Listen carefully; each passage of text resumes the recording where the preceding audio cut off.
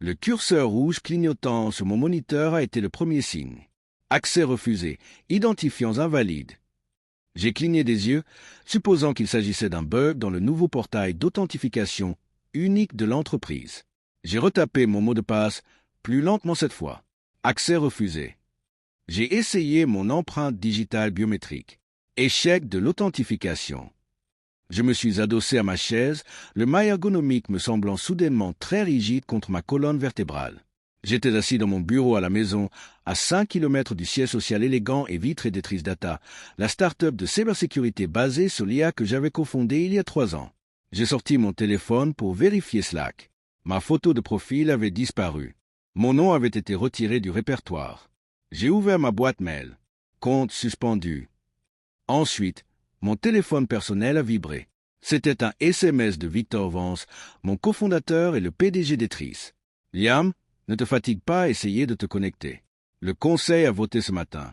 Nous changeons de direction technique.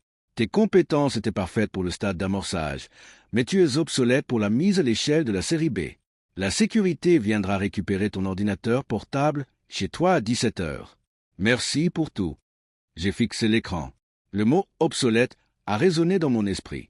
Je n'étais pas juste un codeur, j'étais l'architecte. J'avais écrit le noyau de réseau neuronal fondamental qui rendait possible l'algorithme de détection des menaces d'Etris. J'avais passé 3 ans à dormir sur un lit de camp dans notre premier garage, à manger des nouilles instantanées et à déboguer du code jusqu'à ce que mes yeux saignent. Victor était le gars qui achetait le café, faisait les présentations et serrait des mains lors des événements de réseautage. Mais à mesure que l'entreprise grandissait et obtenait un financement de série B de 20 millions de dollars, l'ego de Victor avait augmenté de façon exponentielle. Il a commencé à parler de visionnaire par opposition aux mécaniciens. Il a commencé à amener une nouvelle équipe de direction des MBA de Stanford qui ne connaissait pas la différence entre un paquet TCP/IP et un datagramme UDP. Et lentement, systématiquement, il m'avait écarté des réunions, dépouillé de mes privilèges administratifs et isolé du conseil d'administration. J'avais vu ça venir. Je m'attendais juste à ce qu'il soit aussi flagrant, aussi rapide et aussi arrogant. La plupart des gens, en recevant un SMS comme celui-là, réagiraient de manière impulsive. Ils appelleraient Victor et crieraient. Ils conduiraient jusqu'au bureau et exigeraient de parler au conseil. Ils publieraient une diatribe furieuse sur LinkedIn ou Twitter, brûlant leur réputation dans un accès d'indignation légitime. Je n'ai fait aucune de ces choses. Je suis ingénieur. Je ne réagis pas aux erreurs système avec émotion. Je les analyse, je trace la cause racine et je déploie un correctif.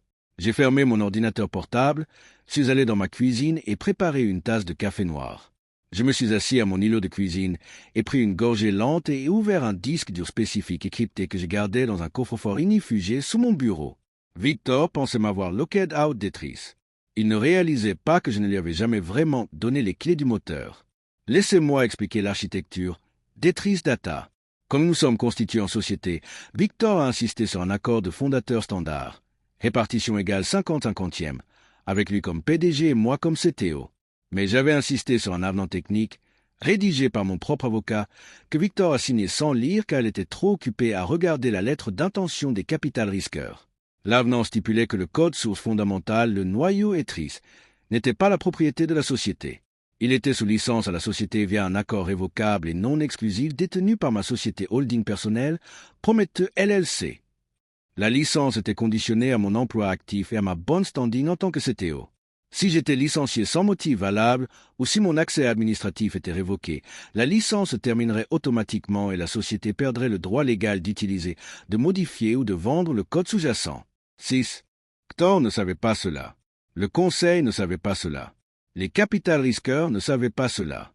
Ils pensaient que le code était un actif de l'entreprise. Ce n'était pas le cas. C'était mon actif et je venais de débrancher la prise. Mais ce n'était que la première couche du piège. La deuxième couche était financière. Il y a 6 mois, j'avais remarqué une légère anomalie dans la facturation AWS de l'entreprise. Les coûts de calcul cloud étaient 15% plus élevés que ce que justifiait notre charge de serveur réel. J'ai écrit un script discret en arrière-plan pour surveiller l'API financière et les journaux du serveur. Ce que j'ai trouvé m'a glacé le sang. Victor ne gérait pas mal l'entreprise, il essayait activement. Il avait mis en place un cluster de serveurs fantômes, acheminant 15% du traitement des données de nos clients d'entreprise via un fournisseur tiers. Ce fournisseur était une société écran appelée Apex Horizon LLC, enregistrée aux îles Caïmans. Victor détournait des millions de dollars de fonds opérationnels, les transférant dans ses propres comptes offshore cachés et utilisant les ressources de l'entreprise pour miner de la crypto-monnaie en parallèle. Il commettait un détournement de fonds d'entreprise, une fraude électronique et violait son devoir fiduciaire envers les investisseurs. Et il pensait que j'étais trop obsolète pour le remarquer. J'ai passé les 3 semaines suivantes à compiler tranquillement les preuves. J'ai documenté chaque ligne de code, chaque transaction financière, chaque email où Victor autorisait le routage des fonds vers Apex Horizon. J'ai construit un dossier de 400 pages qui était juridiquement inattaquable et techniquement irréfutable. Ensuite, j'ai contacté Sarah Jenkins, la directrice générale d'Horizon Venture, le principal investisseur institutionnel de notre tour de table série B. Sarah était un requin, mais c'était un requin principiel.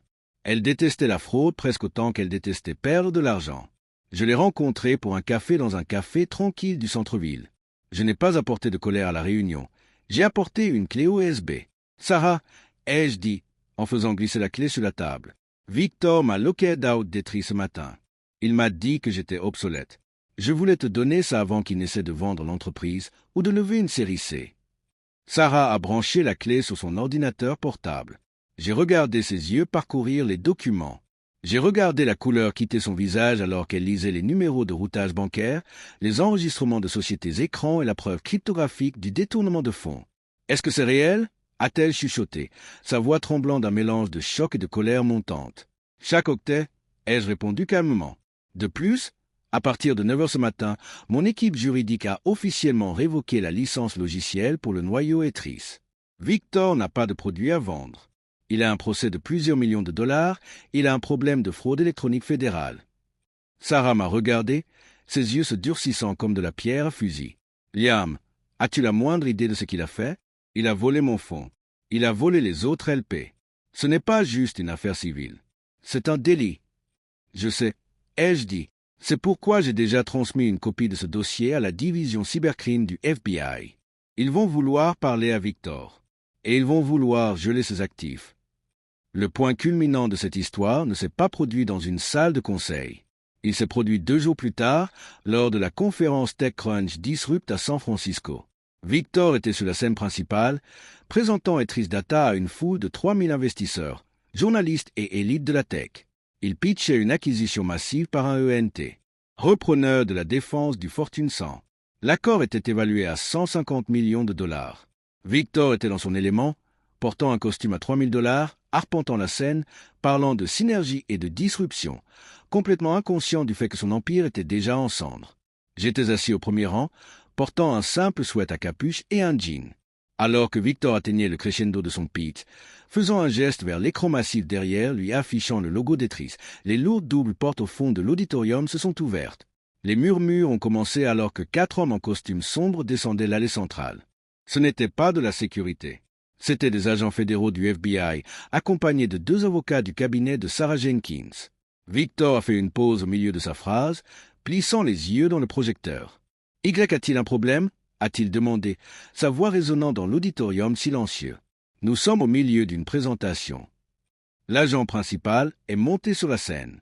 Victor Vance, je suis l'agent spécial Miller, Bureau fédéral d'enquête. Nous avons un mandat pour votre arrestation pour fraude électronique, détournement de fonds d'entreprise et blanchiment d'argent. Le silence dans l'auditorium était absolu. Les journalistes au premier rang ont immédiatement levé leurs appareils photos, les flashs aveuglant Victor alors qu'il se tenait figé sur scène, la bouche pendante. « Vous ne pouvez pas faire ça !» a bégayé Victor, sa face à l'arrogance s'effritant en poussière. « C'est un malentendu. Je suis le PDG.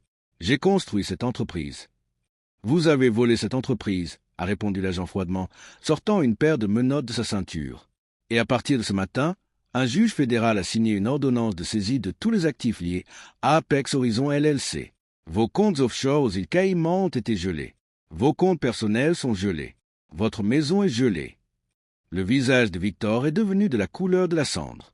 Il a regardé la foule, ses yeux fous, désespérés, cherchant quelqu'un pour le sauver. Son regard s'est posé sur moi. « Liam !» a-t-il crié, sa voix se brisant. « Liam, dis-leur que c'est une erreur. Tu es mon cofondateur. Aide-moi !» Je me suis levé lentement, regardant l'homme qui m'avait dit que j'étais obsolète. Je n'ai ressenti aucune colère. Je n'ai ressenti aucune joie. J'ai juste ressenti la satisfaction tranquille et profonde d'un défaut structurel corrigé. Je ne suis plus ton cofondateur, Victor, ai-je dit, ma voix portant clairement dans l'auditorium silencieux. Et tu avais raison sur une chose. Je suis obsolète. Mais ton code aussi. Et ton entreprise aussi. Les agents ont claqué les menottes sur les poignets de Victor. Le clic métallique a été amplifié par le microphone qu'il portait encore. Ils l'ont escorté hors de la scène, passé les flashs des caméras et sorti par les portes arrière. L'accord d'acquisition était mort. L'entreprise était morte. La vie de Victor, telle qu'il la connaissait, était morte. Les conséquences ont été rapides et absolues. Parce que la licence du noyau Etris a été révoquée, le produit de l'entreprise a immédiatement cessé de fonctionner pour ses clients d'entreprise. Le conseil d'administration, confronté à un effondrement total, n'a eu d'autre choix que de me réintégrer en tant que PDG et de transférer la majorité des actions de Victor à moi dans le cadre d'un accord pour éviter un procès massif de la part des investisseurs. Victor a plaidé coupable à toutes les charges pour éviter une peine de 20 ans. Il a été condamné à 7 ans de prison fédérale et condamné à payer 12 millions de dollars de restitution. Comme ses comptes offshore ont été saisis et ses actifs liquidés, il paiera cette dette pour le reste de sa vie. Il purge actuellement sa peine dans un établissement de sécurité minimale, loin du Pantouse qu'il prévoyait d'acheter avec mon code. Quant à moi, j'ai reconstruit Etris. J'ai promu les ingénieurs brillants et tranquilles qui avaient réellement écrit le code à mes côtés.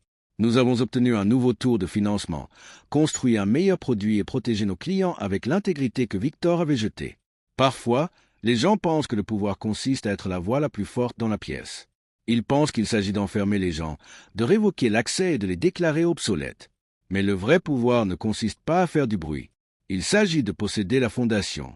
Il s'agit de construire un système si sécurisé, si juridiquement inattaquable et si techniquement supérieur, que lorsque les arrogants essaient de le démolir, ils ne font que s'enterrer eux-mêmes.